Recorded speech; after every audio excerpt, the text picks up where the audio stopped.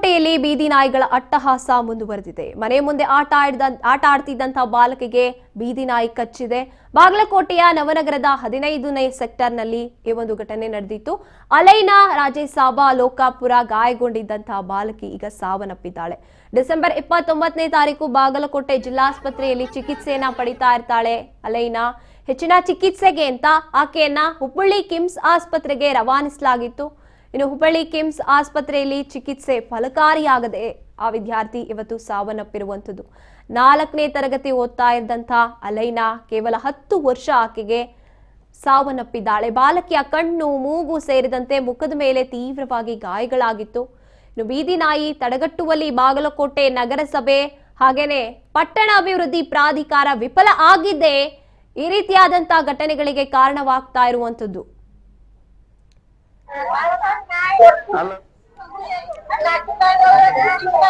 ತೋರಿಸ್ಕೊಂಡ್ಬಿಡ್ತೀನಿ ತೋರಿ.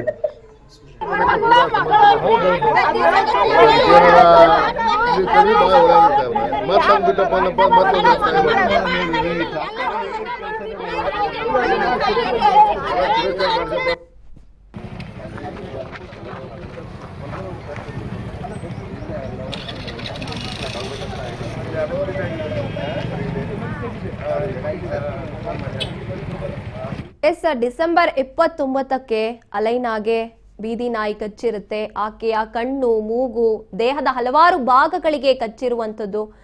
ಆಕೆಗೆ ರಕ್ತಸ್ರಾವ ತೀವ್ರವಾಗಿ ಆಗುತ್ತೆ.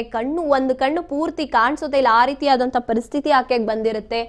ಇನ್ನು ಹೆಚ್ಚಿನ ಚಿಕಿತ್ಸೆಗೆ ಅಂತ ಹುಬ್ಬಳ್ಳಿಯ ಕಿಮ್ಸ್ ಆಸ್ಪತ್ರೆಗೆ ಕೂಡ ಆಕೆನ ದಾಖಲಿಸಲಾಗಿರುತ್ತೆ. ಆದ್ರೆ ಚಿಕಿತ್ಸೆ ಫಲಕಾರಿಯಾಗದೆ ಸಾವನ್ನಪ್ಪಿದ್ದಾಳೆ ಅಲೈನಾ. ಅತಿಯಾದ ಒಂದು ದುರ್ಘಟನೆ ನಡೆದಿದೆ. 9 ವರ್ಷದ 10 ವರ್ಷದ ಬಾಲಕಿ ಲೋಕಾಪುರ ಎಂಬ ಬಾಲಕಿ ಈ ನಾಯಿಗಳ ದಾಳಿಗೆ, ಬೀದಿ ನಾಯಿಗೆ ದಾಳಿಗೆ ಬಲಿಪಶಿಯಾಗಿದ್ದಾರೆ.